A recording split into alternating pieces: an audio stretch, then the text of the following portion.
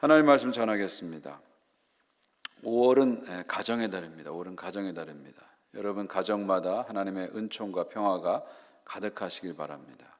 오늘 가정의 달을 맞이하면서 제가 가정에 대한 설교를 드리려고 합니다. 톨스토이의 유명한 소설 안나 카레니나의 첫 문장은 이렇게 시작됩니다. 행복한 가정은 서로 닮았고 불행한 가정은 제각각 나름으로 불행하다. 행복한 가정은 서로 닮았고 불행한 가정은 제각각 나름으로 불행하다. 아주 유명한 말이죠. 그러니까 불행한 가정은 이유가 다양하다는 거예요. 그렇죠? 어떤 가정은 돈이 없어서 불행하고요. 어떤 가정은 돈이 너무 많아서 불행하다는 거예요. 그러니까 불행한 가정은 이유가 각각이라는 거예요. 전 세계 불행의 가정의 숫자만큼 불행한 이유도 그렇게 많다고 볼 수도 있죠. 반대로 행복한 가정은 비슷하다는 거예요. 행복한 가정이 행복한 이유는 비슷하다, 그런 얘기입니다. 물론 여러분, 행복한 가정이라고 해서 완벽한 가정은 아닙니다. 문제없는 완벽한 가정을 말하는 건 아닙니다. 세상에는 절대로 문제없는 완벽한 가정은 없습니다. 여러분, 가정은 겉에서 보는 거하고 속에서 보는 거가 달라요. 겉에서 봤을 때는 괜찮아 보이는데 속으로 들어가 보면 다 많은 문제를 갖고 있습니다. 저는 목회하면서 이런 것을 많이 경험해요. 어떤 가정은 겉에서 보면은 완벽해요. 부부가 다 건강하고 자녀들도 건강하고 경제적으로 넉넉하고 자녀들도 잘 나가고, 야, 저런 집에는 문제가 없을 거야, 행복할 거야, 그렇게 생각했는데요, 가서 신방을 하고 얘기해 보면 가정마다 아픔이 있어요. 문제가 있어요. 상처가 있어요. 어려움이 있어요. 그래서 제가 목회하면서 내린 결론은 세상에는 문제없는 가정은 없다. 세상에는 문제없는 가정은 없다. 이렇게 저는 진리라고 생각하고 결론을 내립니다. 문제없는 가정은 없어요. 근데 어떤 가정은 문제 때문에 불행하지만 또 어떤 가정은 문제 속에서도 나름대로 행복하게 살아가는 가정이 있습니다. 여러분 생각에는 지금 우리 가정에 문제가 있어요. 아마 여러분 가정에 경제적인 문제든 사업의 직장의 문제든 자녀의 문제든 건강의 문제든 관계의 문제든 문제가 하나씩은 다 있을 거예요. 근데 여러분 생각에 지금 내 가정이 갖고 있는 문제가 없어지면 우리 가정이 행복해질 것이다, 그렇게 생각하실 거예요. 이게 맞는 생각일까요? 틀린 생각일까요? 맞지 않습니다. 지금 여러분 가정이 가지고 있는 문제가 없어지면 그 다음에 또 다른 문제가 나와요. 재정적인 문제가 사라지면요, 그 다음에 건강의 문제가 또 찾아오고요, 건강의 문제가 극복되면 또 자녀의 문제가 찾아오고요. 인생은 죽을 때까지 문제의 연속입니다. 그렇기 때문에 문제를 기준으로 해서, 문제가 있느냐 없느냐를 기준으로 해서 행복을 찾으려고 하면요, 죽을 때까지 행복을 찾을 수가 없습니다. 그러니까 문제에 종속된 삶을 살지 말라는 거예요. 문제를 가지고 기준으로 하면서 행복을 찾지 말라는 것입니다. 문제 가운데서 행복하는 훈련을 해야 됩니다. 그리고 문제를 다른 관점으로 좀 보셔야 돼요. 문제가 힘들고 어렵지만 문제가 꼭 나쁜 것만 아니에요. 문제 때문에 우리가 깨어있게 되는 거예요. 문제 때문에 우리의 영혼이 각성하게 되는 겁니다. 문제 때문에 우리가 하나님께 가까이 나가게 되는 거고요. 그 문제와 어려움 때문에 우리가 영적으로, 인격적으로 성장하게 되는 겁니다. 그래서 우리가 문제에 종속된 삶을 살기보다는요, 문제를 뛰어넘는 삶을 살아야 됩니다.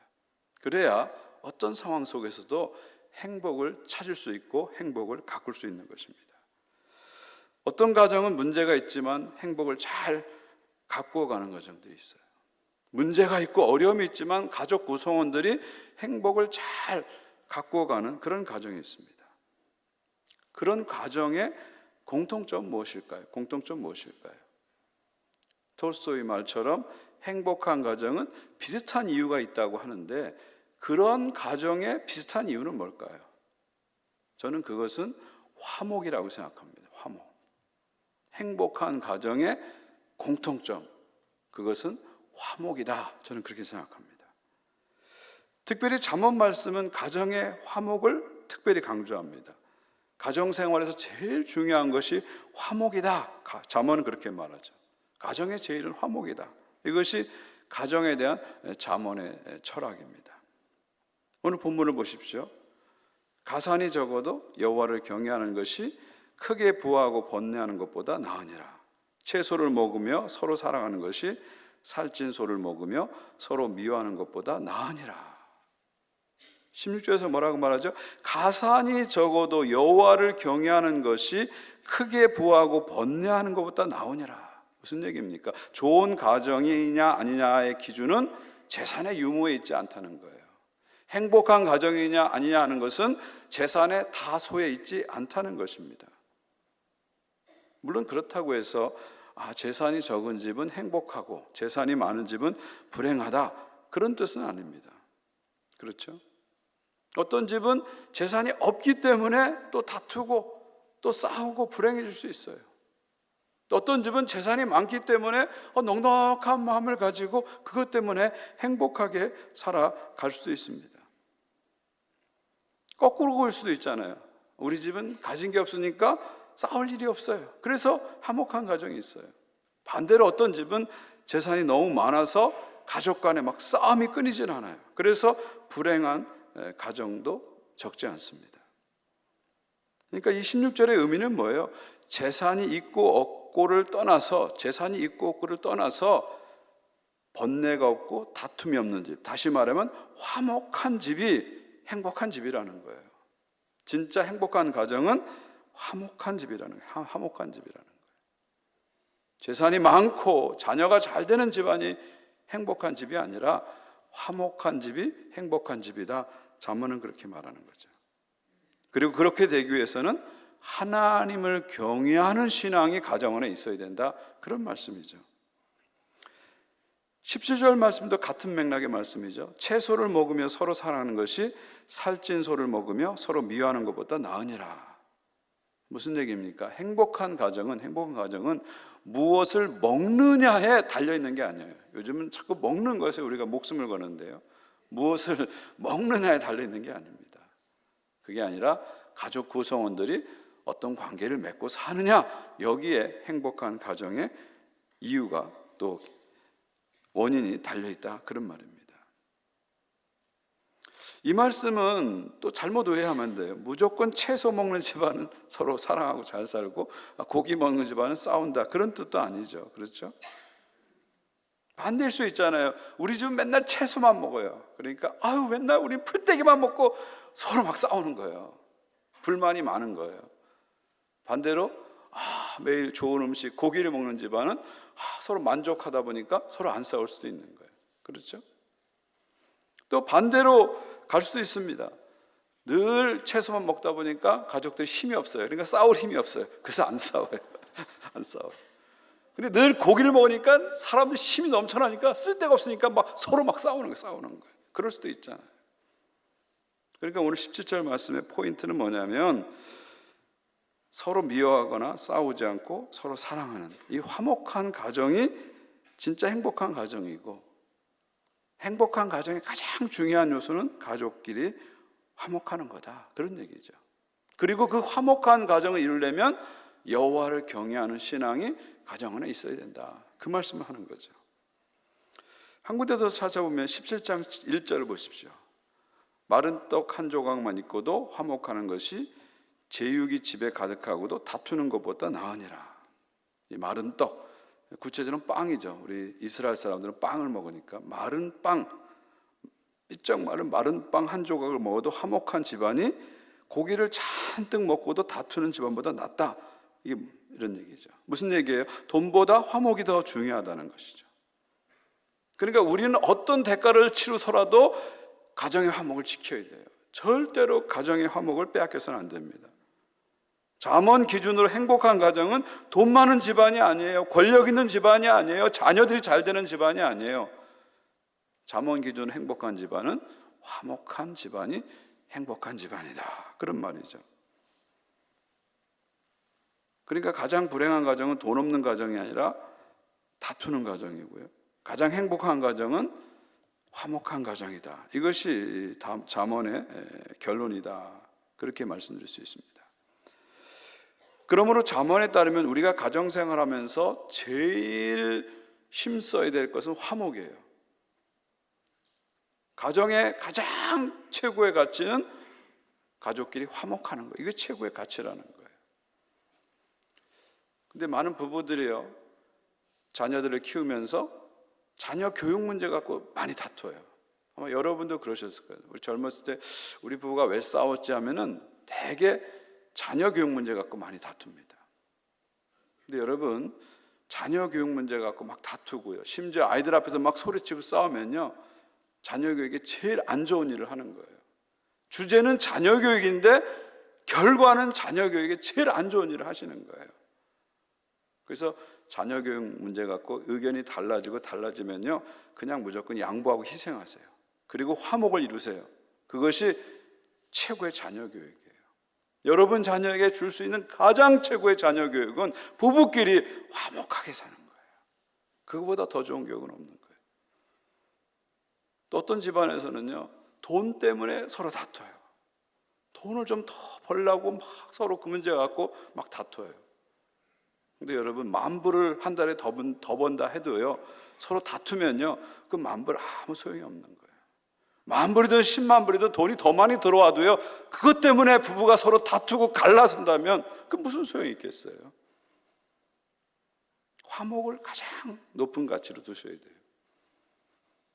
또 어떤 부모님들은 자녀 교육시키려고 막 훈계하다가 자녀하고 다퉈요. 여러분, 자녀하고 다투어서 자녀 관계가 이렇게 되면은요, 자녀가 바로 되겠습니까? 절대 바로 되지 않아요.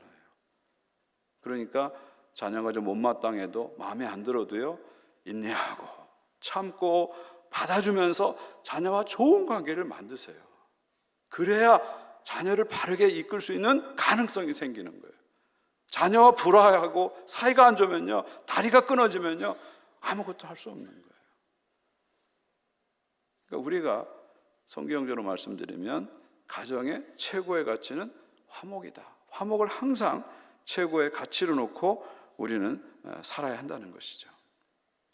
저는 우리 보나님께 모든 가정들이 화목제일주의로 가정을 이끌어 가시기를 주님의 이름으로 축원드립니다. 마지막 한 군데 더 찾아볼까요? 잠언 19장 13절 14절입니다. 13절 보십시오. 미련한 아들은 그 아비의 재앙이요, 다투는 아내는 이어 떨어지는 물방울이니라. 다투는 아내는 이어 떨어지는 물방울이라. 여러분, 남편에게 제일 힘든 아내는 어떤 아내예요? 다투는 아내예요. 반대로 아내에게 제일 힘든 남편은 다투는 남편이에요. 계속 사사건건 지적하고 사사건건 시비 걸고 사사건건 가르치려고 제일 피곤한 남편이에요, 사실은요. 그런데 여기 보니까 다투는 아내, 다투는 남편은 이어 떨어지는 물방울에 비유하고 있어요. 여러분, 물방울이 한번 똑 떨어지면 괜찮아요. 근데 똑똑똑똑똑똑똑똑똑똑똑똑똑 하고 계속 떨어지면요, 사람 미칩니다. 사람 미쳐요. 한번 여러분 생각해 보세요. 여러분 침실에 지붕에서 물이 새요. 그 대야를 갖다 놓으면요, 물이 똑똑똑똑똑 떨어지는데 그게 이어 떨어지는, 계속 떨어지는 거예요. 잠잘 수 있어요? 잠 못 자요. 잠 못 자요. 집에 들어가고 싶어요? 집에 안 들어가고 싶어요. 그런 집에는요. 거기에 비유하는 거예요. 다투는 아내, 다투는 남편이 그만큼 스트레스를 주고 그만큼 심각하다는 것을 지금 잠언이 우리에게 표현하고 있는 것이죠. 다시 말하면 화목하지 못한 가정이 가장 불행한 가정이다, 그런 말입니다. 그러면서 14절에서 뜻밖의 말씀이 나오죠. 14절, 그 다음 14절 보세요. 집과 재물은 조상에게서 상속하거니와 슬기로운 아내는 여호와께로서 말미암느니라. 여기 슬기로운 아내가 나와요. 슬기로운 아내 반대는 그 앞절에 나온 다투는 아내죠. 그러니까 슬기로운 아내와 다투는 아내는 반대말입니다. 그러니까 성경적으로 얘기하면은 슬기로운 아내는 다투지 않는 아내예요. 반대로 미련한 아내는 다투는 아내예요. 이거 잘 이해하셔야 됩니다. 반대로 슬기로운 남편은 다투지 않는 남편이 슬기로운 남편이에요. 미련한 남편은 아내하고 자꾸 다투는 사람이 미련한 남편이에요. 이게 성경적인 정의입니다. 여러분, 똑똑한 거하고 지혜로운 거는 다른 거예요. 이걸 구분하셔야 돼요. 우리가 이걸 알면은 우리가 좀 더 성숙한 삶을 살게 됩니다. 똑똑한 거하고 지혜로운 건 다른 거예요. 어떤 사람은 똑똑해요. 어떤 아내는 정말 똑똑해요. 똑소리가 나요. 똑소리가 나요. 그러면서 항상 하는 말이 나는 아닌 건 아니야. 내가 언제 틀릴만 하는 거 봤어? 이런 분들이 있어요. 얼마나 똑똑해요. 근데 자기 의가 강하고 자기가 옳다고 생각하니까 자꾸 남을 지적하고 자꾸 싸우게 되고 그래서 화목을 깨트려 버려요. 그러면 이건 미련한 아내라는 거예요. 그 사람은 똑똑하지만 지혜롭지는 못하다는 거예요. 진짜 지혜로운 사람은요, 자기 똑똑함을 감출 수 있어야 돼요. 자기 똑똑함을 숨길 수 있어야 돼요. 자기 똑똑함을 감추면서 주변 사람들과 화목을 이루어가는 사람이 진짜 지혜로운 사람이죠. 진짜 지혜로운 사람이죠. 성경이 슬기로운 사람을 어떻게 정의하는지를 우리가 볼 필요가 있습니다. 여러분, 한국어에서 나쁘다, 좋다란 말이 있죠. 우리 많이 쓰는 말, 나쁘다, 좋다 말 쓰죠. 그 어원이 어디서 왔는지 아세요? 나쁘다는 말은 나뿐이다 그런 뜻이에요. 나뿐이다가 나쁘다가 됐대요. 그럼 좋다는 뭔지 아세요? 조화롭다가 좋다가 됐다는 거예요. 이게 무슨 말이에요? 나뿐이야, 나만 오라. 그 나쁜 거예요. 반대로 나의 똑똑함을 숨기면서 다른 사람과 조화롭게 지내는 게 좋은 거예요. 누가 좋은 사람이에요? 누가 좋은 사람이에요? 화목을 이뤄가고 조화롭게 사는 사람이 좋은 사람이에요. 누가 나쁜 사람이에요? 칼로 사람 죽이고 폭력을 행사하는 나쁜 사람이 아니라 나만 옳다고 하면서 화목을 깨면 나쁜 사람이 되는 거예요.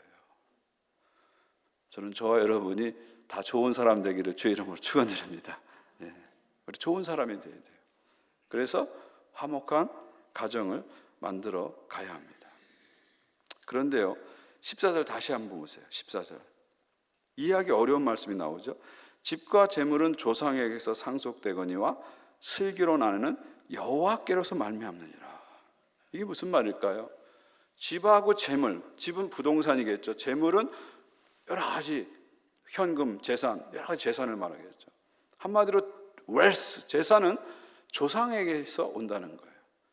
재산은 부모가 물려주는 거고 조상이 물려준다는 거예요.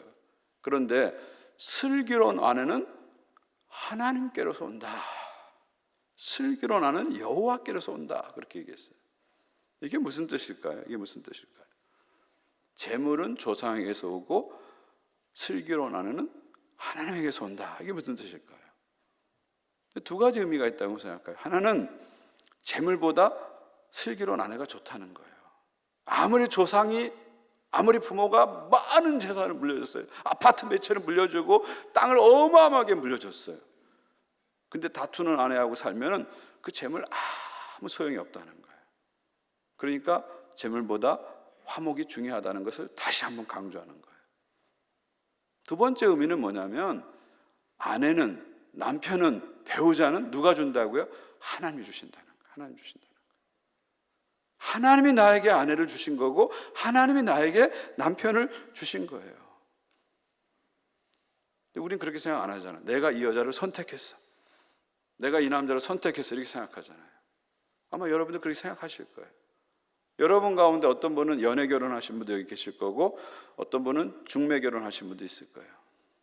내가 연애를 했든 중매를 했든 내가 선택했기 때문에 결혼한 거죠. 그래서 우리 머릿속에는 내가 이 남자를 선택했어. 내가 이 여자를 선택했어. 이런 생각이 가득해요. 근데 이건 성경적인 생각이 아닙니다. 성경적으로 말씀드리면 슬기로운 아내는 여호와께로 말미암으니라. 이게 무슨 말이에요? 하나님이 이 여자를 나에게 주신 거예요. 하나님이 이 남자를 나에게 주신 거예요. 하나님이 이 여자를 나에게 아내로, 이 남편을, 이 남자를 나의 남편으로 주신 겁니다. 창세기 보세요. 아담이 홀로 있는데 누가 하와를 만들어서 데리고 왔어요? 하나님이 데리고 오셨잖아요. 결국 우리 결혼의 모든 최종적인 중매장애는 누구냐? 하나님이시라는 거예요. 하나님이 이 여자를 나에게 주신 거고 하나님이 이 남자를 나에게 주셨다. 저는 이 고백이 결혼 생활의 가장 기본이 되는 고백이라는 생각이 들어요. 저만 해도요, 사실 하나님이 저의 아내를 저에게 주셨어요. 제가 신학대학원 다닐 때 저희 선배, 1년 선배 있어요.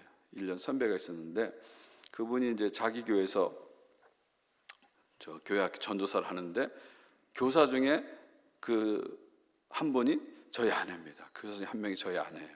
그래서 이 교사를 좋게 보고 신학생들에게 꼭 소개시키고 싶은 거예요.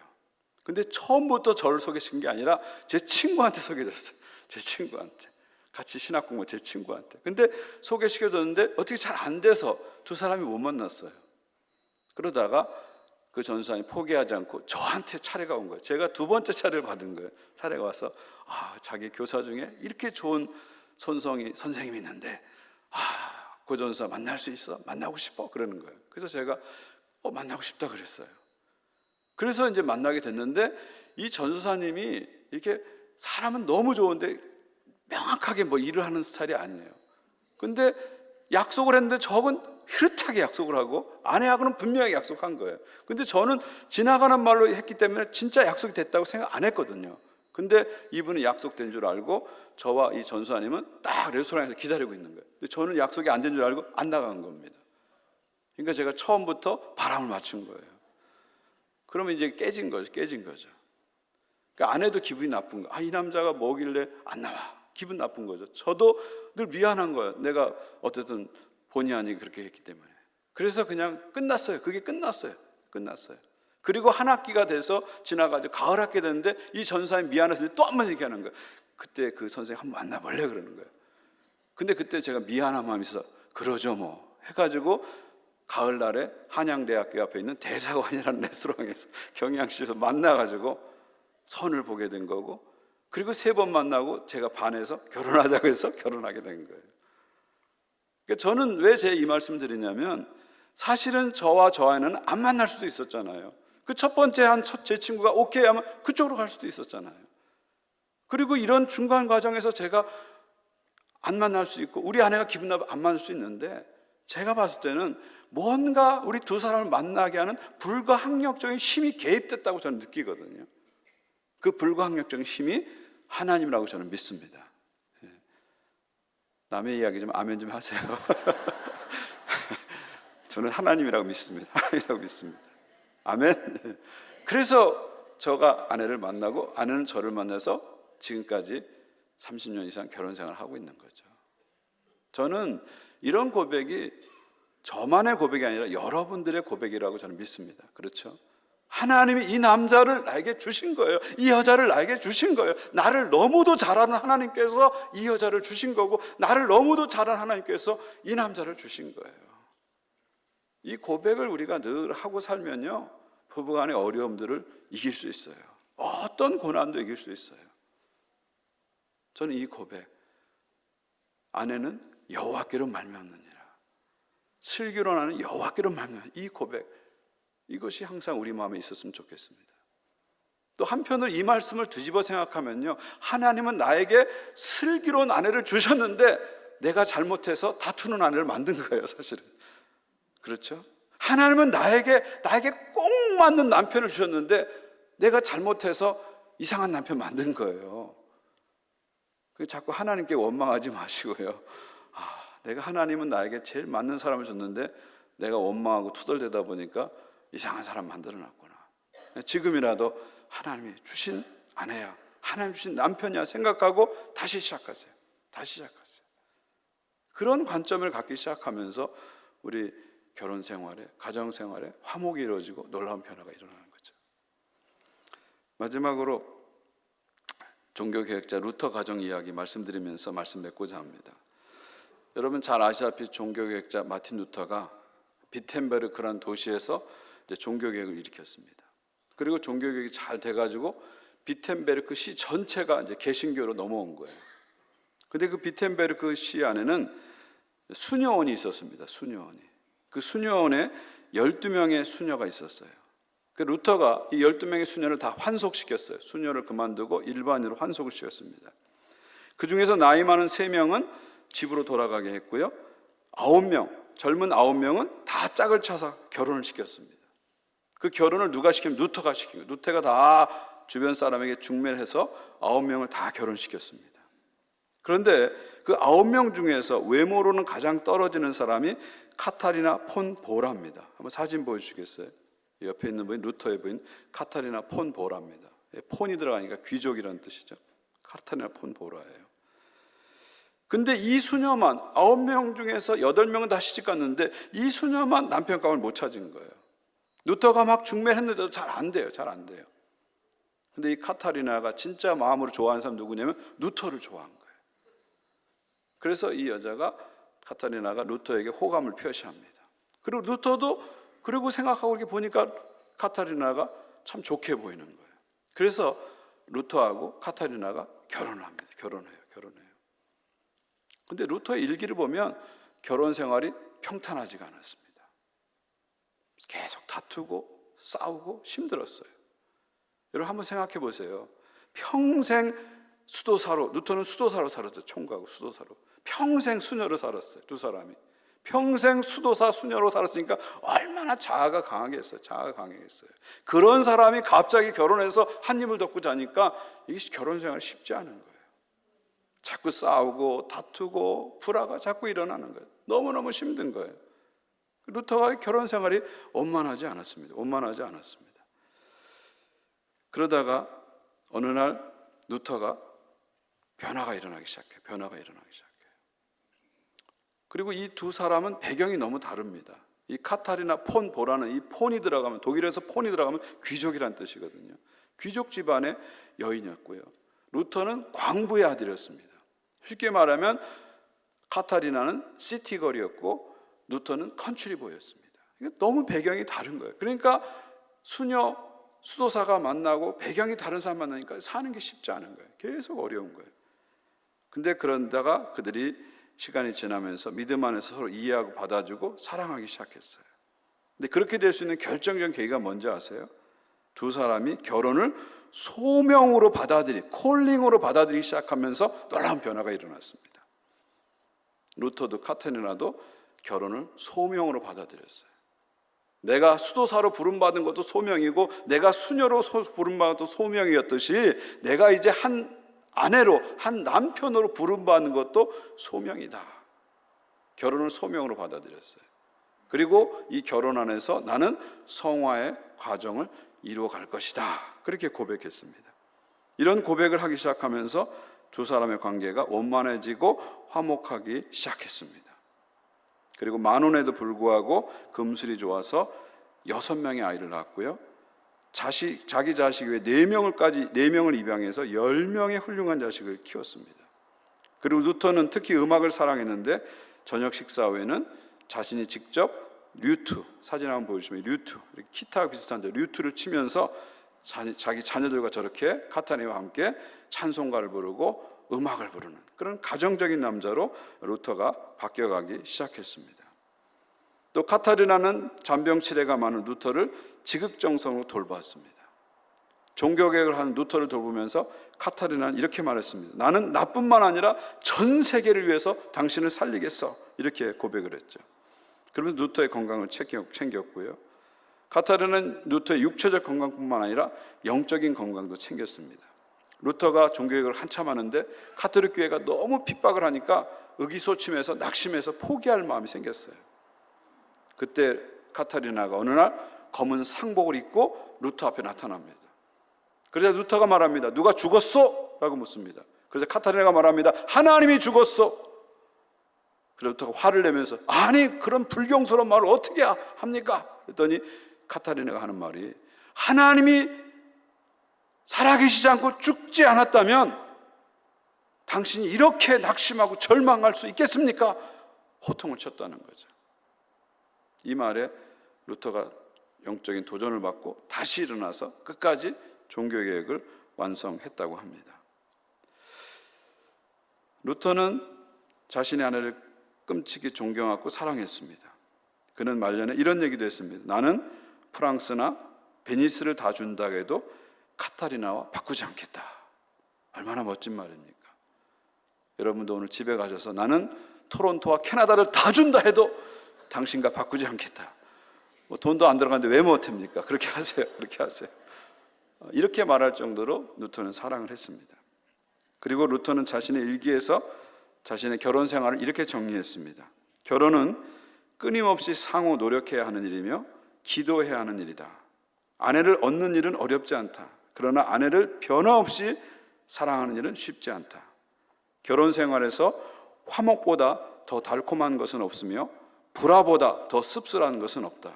그리고 불화 다음으로 쓰라린 것이 있다면 그것은 자식을 잊는 일이다. 나도 그 아픔을 안다. 두고두고 우리가 곱씹어서 생각할 말이죠. 결혼은 상호 노력이라는 거예요. 한쪽만 노력하면 안 돼요. 서로 노력해야 됩니다. 그리고 간절히 기도해야 됩니다. 우리 노력으로 결혼 생활이 제대로 안 돼요. 우리 노력으로 가정을 지킬 수 없습니다. 하나님께 간절히 기도해야 됩니다.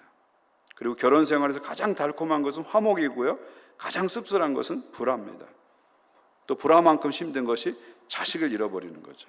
루터는 2명의 딸을 잃어버린 경험이 있습니다. 이것은 루터에게 가장 고통스러운 경험이었죠. 무슨 얘기입니까? 화목한 가정에도, 행복한 가정에도 아픔이 있고 고통이 있고 문제가 있다는 거예요. 그러나 루터와 카타리나는 문제 속에서도 낙심하고 좌절하지 않고 하나님 바라보면서 끝까지 하나님의 사명을 감당했습니다. 사랑하는 성도 여러분, 결혼은 소명입니다. 한 남자와 한 여자가 만나서 아이를 낳고 자녀를 키우는 것, 이 거룩한 소명입니다. 저는 루터처럼 여러분들이 결혼을 소명으로 받아들였으면 좋겠어요. 나의 남편의 자리, 나의 아내의 자리가 이 성직의 자리구나. 내가 성직자구나. 나는 이것을 통해서 하나님의 소명을 이루는구나 하는 것을 받아들였으면 좋겠어요. 그러면 우리의 결혼을 다르게 보일 겁니다. 다른 관점으로 보일 것입니다. 결혼이 거룩한 소명이기 때문에 우리의 감정대로 해서 안 됩니다. 우리 기분대로 해서는 안 됩니다. 하나님 중심으로 결혼 생활을 해야 됩니다. 가정 생활을 해야 됩니다. 그리고 사명을 감당해야 됩니다. 무엇보다도 화목을 이루어가야 돼요. 가정에 제일 중요한 건 화목이에요. 근데 화목은 내 힘으로만 되지 않아요. 그래서 하나님께 매달리며 간절히 여러분 기도하셔야 돼요. 그리고 하나님의 은혜로 화목을 지켜가야 하는 것이죠. 오늘 가정의 달 5월을 맞이해서 여러분의 모든 가정이 화목한 가정, 행복한 가정, 믿음의 가정, 그래서 사명 이루는 가정 되시기를 주님의 이름으로 축원드립니다. 하나님 아버지 감사합니다. 오늘도 말씀을 들려주셔서 감사합니다. 잠언의 말씀을 통해서 어떻게 행복한 가정, 화목한 가정을 이루어야 될지를 알려주셔서 감사합니다. 가정의 제일 가치가 돈도 아니고 명예도 아니고 자식이 잘 되는 것도 아니고 최고의 가치가 화목인 것을 다시 한번 깨닫게 해주신 것을 감사합니다.